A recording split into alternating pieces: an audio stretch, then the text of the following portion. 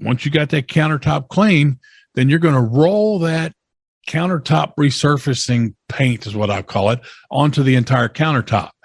And I know that it works. We've done it on several. You're listening to 5 Hour Real Estate Week, where you'll learn to consistently buy real estate in only 5 hours a week. So if you're ready to invest in real estate, achieve financial freedom, and own the lifestyle you deserve, even with your job, this is the show for you. Now, here's your host, Mike Butler. Hello there, fellow investors. Mike Butler here, and welcome to this episode of the 5 Hour Real Estate Week.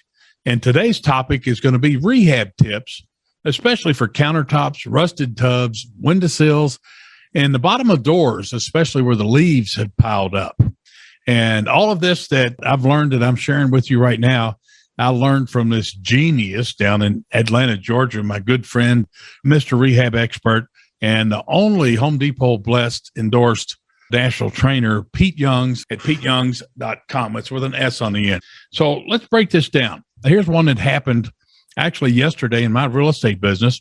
So my maintenance supervisor is going over, we got a tenant turnover, and the tenant had put a whole bunch of caulk on the top edge of the countertop next to the wall. And this is a kitchen countertop.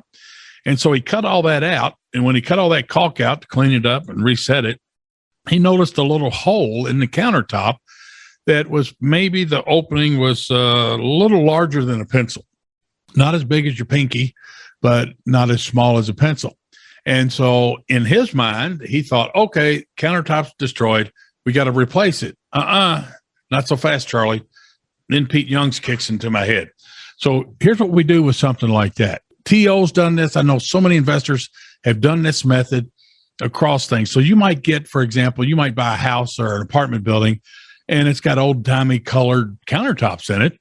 And you're thinking, okay, I got to replace it. Now, this is not granite, okay, which costs an arm and a leg, or porcelain, or what they call it, other stuff, not Corona. There was another name back in the day. But anyway, so you got a countertop that's in decent shape, but it's got a hole in it. Might not be the prettiest thing, but it's got to be in decent shape. So believe it or not, listen to this very carefully. Home Depot sells this. Go to Home Depot, and I'm not sure what aisle it's going to be in, but they sell car Bondo, the very same thing that auto body shops use. So you can buy you a little container of car Bondo, and you take a utility knife, cut out that hole a little bit. If there's anything wet, get down to where it's dry, solid, glued sawdust. And you're going to take this car Bondo and you're going to fill that hole with it, let it dry. Then you're going to sand it just like you would drywall. You're going to sand that and you scuff up a little bit on the countertop. Now, here's where the magic comes in. Now, also at Home Depot, Rust-Oleum makes a product that comes in a quart can called Countertops something. And it's a tint base. It's just like buying tint base at a paint store. You can make this thing any color you want. And seriously, get any color you want. They'll tint it for you. So now you got a quart can of Rust-Oleum's countertop resurfacing epoxy or paint or whatever it is, okay, coating. And you get a little peanut roller is what Pete calls it. And those things about 4 inches wide and maybe no more than an inch in diameter. And once you got that countertop clean, then you're going to roll that countertop resurfacing paint, is what I call it, onto the entire countertop. And I know that it works. We've done it on several, if not dozens of my properties. I know Tom Olmsted over in Illinois, he's done it on his lake home that he rents out for like VRBO and stuff, home away. Airbnb is what everybody calls it, but it's VRBO. And so he did that on his countertops in the bathroom and also in the kitchen. And man, he did black and it looks really, really sharp. So now here's another thing you can use it on. How about a rusted tub? Old timey tubs in some of the houses I bought fixer uppers. They would have cast iron tubs that weighed about 4,000 pounds. Oh my gosh. They were brutal. They were heavy. They were backbreakers and all that. So how many times have you looked at a house or looked at an apartment and you see not only just rust stains, but you'll see a hole, or let's say you got a hole in the tub, especially next to the drain where it's real flaky and all this. You could take your finger and literally push a rusted flake down and you got a hole in that tub. Used to be, I'd say, well, tub's shot. We got to replace it. Think about this. Here comes the car Bondo again. So you got to sand that down, cut out all the rust stuff that's damaged, and you're going to put Bondo in this cast iron tub or a steel tub or whatever it is. Then you're going to sand it down and finish it. Even if you got the drain opening, be careful, just sand that down, let it dry, sand it down, make it smooth, and then make sure that the opening for the drain is right. And then what you can do is resurface that tub. Now, the Bondo, that's Bondo that you can buy at Home Depot to do that, okay?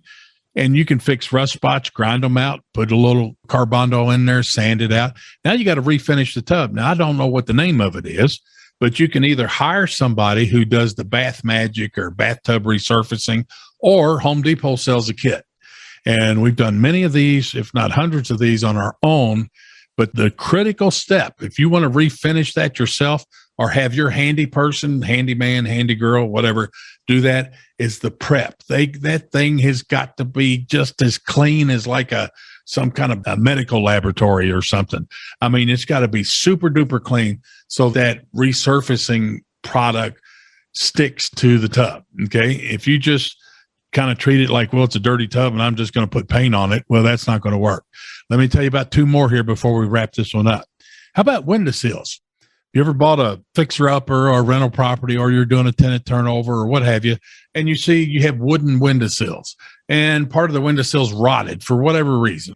The storm window wasn't put on there right. Somebody didn't install the windows right. They were old windows that leaked, and you got all this water and it damaged the windowsill. Well, now if it's just a corner or part of that, like on the edge where of the side of the window, once again, you can take Bondo and do that. How about imagine this, a windowsill, the storm window's been removed and there are leaves piled up in the windowsill. And at the bottom of the wooden window frame, it's all rotted out and it's real flaky and all.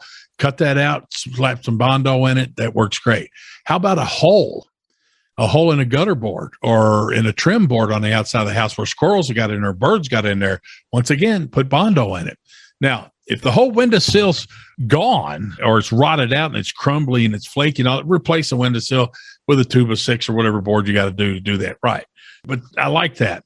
So once again, Bondo, then you just sand it down and slap paint on it. Here's one that I see a lot. So how many times have you gone out to look at an investment property to buy? And this doesn't matter if you're going to buy, fix up and sell it, do a flip or a flop or whatever it is, or make it a rental property. And you've seen like a patio in the back that was kind of low to the ground. And so you have patio doors that come out and the people didn't take care of the yard. And you've got leaves that are blown up against that where the doors are, up against the door jambs and the sill and everything like that. Maybe you got 4 or 6 inches of wet leaves that have been there for years, and you scrape all that away and everything about 8 inches above is all wonderful, strong, fine, and firm.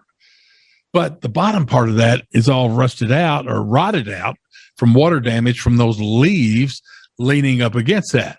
Once again, here comes your Bondo in there. You might have to buy a gallon of it, but you smear that, get rid of all the bad wood, put some good stuff in there, the Bondo, and sand it down so it looks like the shape of the wood and it looks great.